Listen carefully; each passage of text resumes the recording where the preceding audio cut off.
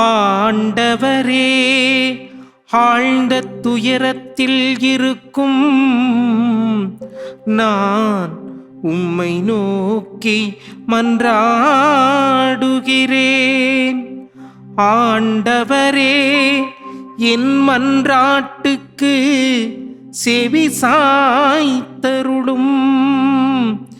என் விண்ணப்பக் குரலை உம்முடைய செவிகள் கவனத்துடன் கேட்கட்டும்.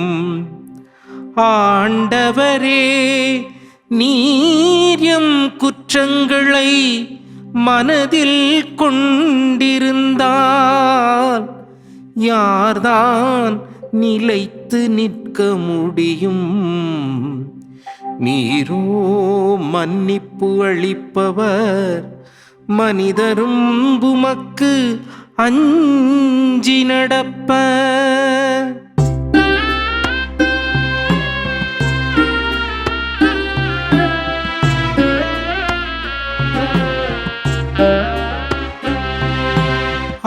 ஆண்டவரிடமே பேரன்பும் மீட்பும் உள்ளது. ஆண்டவரிடமே பேரன்பும் மீட்பும் உள்ளது. இயேசுவில் பிரியமுள்ள சகோதர சகோதரிகளே, இந்த காலை வேளையிலே திருப்பாடலை நாம் ஜெபிக்கின்ற, ஆண்டவரை போற்றி புகழ்கின்ற இந்த தருணத்திலே ஆண்டவரிடமே பேரன்பும் மீட்பும் உள்ளன என்று நாம் தியானிக்கின்றோம். இந்த பேரன்புக்காக காத்து கொண்டிருக்கின்ற நபர்களாக நாம் இருக்கின்றோம். அதை ஆண்டவர் முழுமையாக நமக்கு தருகின்றார். அந்த பேரன்பிலே நாம் என்றும் வாழ இன்றைக்கு இந்த திருப்பாடல் வழியாக நாம் அழைக்கப்படுகின்றோம். அன்புக்குரிய இறைமக்களே, இந்த திருப்பாடல் துயரத்தில் இருக்கின்றவர்கள், வாழ்விலே மகிழ்ச்சி இழந்தவர்கள், ஏதோ ஒன்றை இழந்துவிட்ட ஒரு நிலையிலே தியானிக்கின்ற ஒரு திருப்பாடலாக நமக்கு அமைந்திருக்கின்றது. ஆண்டவரே, ஆழ்ந்த துயரத்தில் இருக்கும் நான் உம்மை நோக்கி மன்றாடுகிறேன் என்று திருப்பாடல் ஆசிரியர் ஜெபிக்க ஆரம்பிக்கின்றார். ஆக ஆழ்ந்த துயரத்தில் இருக்கின்ற ஒரு நபர் அந்த துன்பத்தை தாங்க இயலாது தன்னுடைய எண்ணங்களையும் தன்னுடைய ஏக்கங்களையும் அவர் கொட்டி தீர்க்கின்றார். யாரிடத்திலே துன்பத்தையும் துயரத்தையும் கொட்டி தீர்ப்பது?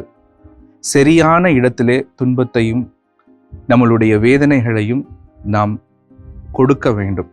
அது தவறான இடத்திலே கொடுக்கப்படுகிறது என்றால், அது கொட்டி தீர்க்கப்படுகிறது என்றால், அதன் விளைவு நம்மை இன்னும் ஆழமான துயரத்திற்குள்ளாகவும் வாழ்வின் இழப்பாகவும் மாறிவிடும்.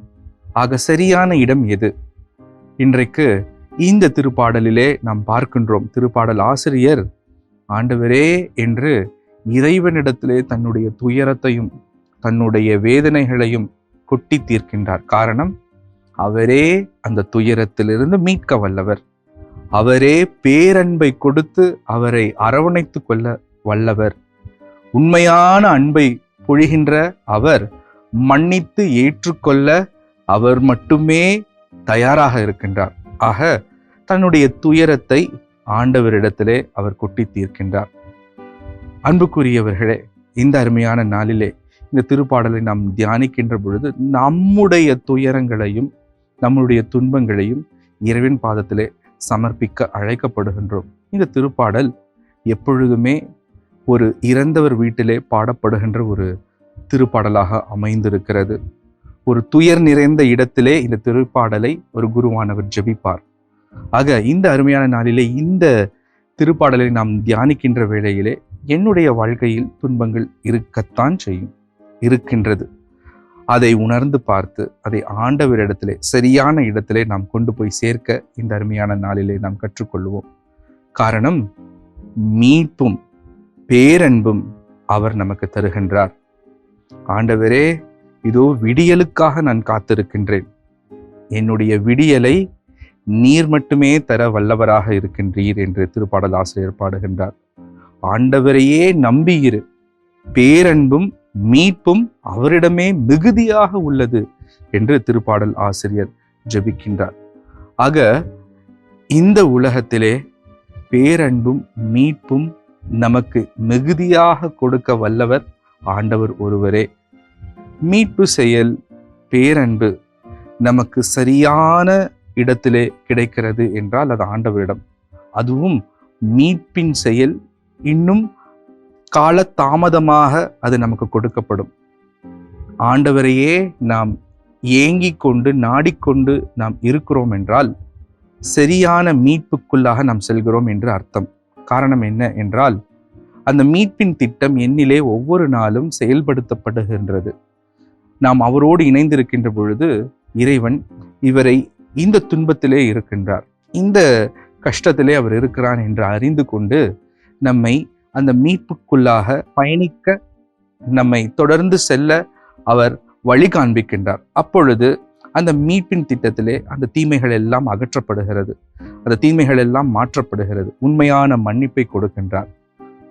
ஆண்டவரிடத்திலே நாம் அந்த மீட்பின் திட்டத்திற்குள்ளாக கால தாமதம் ஆனாலும் நாம் நம்மையே அர்ப்பணிக்கின்ற பொழுது முழுமையாக மீட்டெடுக்கின்றார், மிகுதியான பேரன்பை கொடுக்கின்றார்.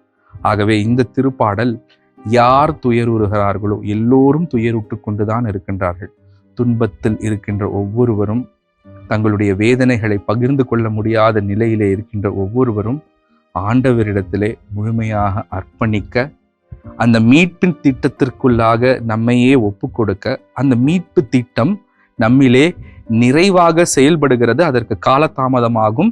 ஆகவே நம்மையே பொறுமையாக அர்ப்பணித்து ஆண்டவரின் முழுமையான மீட்பின் செயலிலே நம்மையே அர்ப்பணிக்க அழைப்பை கொடுக்கிறது.